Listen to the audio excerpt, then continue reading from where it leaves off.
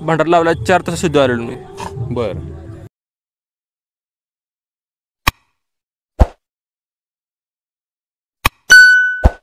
हां दादा बोला.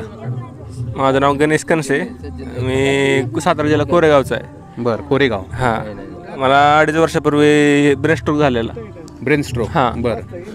त्यामुळे माझे काय झालेलं, मेंदू इन्फेक्शन झालं आणि रक्ताच्या म्हणजे बंद पडल्या. बरं. रक्ताच्या गाठी वगैरे बनल्या हां. मेंदूमध्ये. बरं. आणि बंद झालं. परत मला आठवड्यानं नाही 2-3 दिवसात अटॅक आलेला. बरं.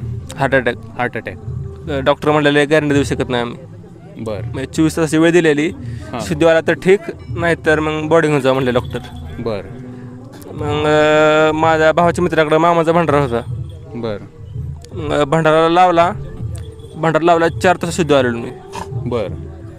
4 तासांनी शुद्धीवर. हां, म्हणजे डॉक्टरांना पण कळलं नाही कसं झालं ते.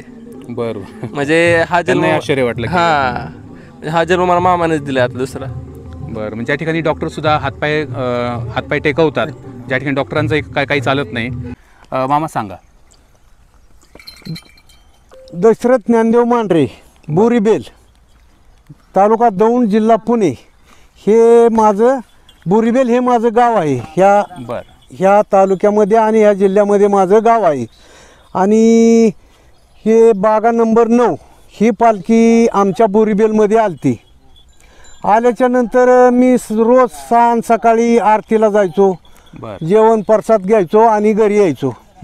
तर एक दिवशी आपलं चितागिती होऊन आपला एका झाडाखाली बसलो होतो. तर बसल्याच्या नंतर ते मामा कोणचे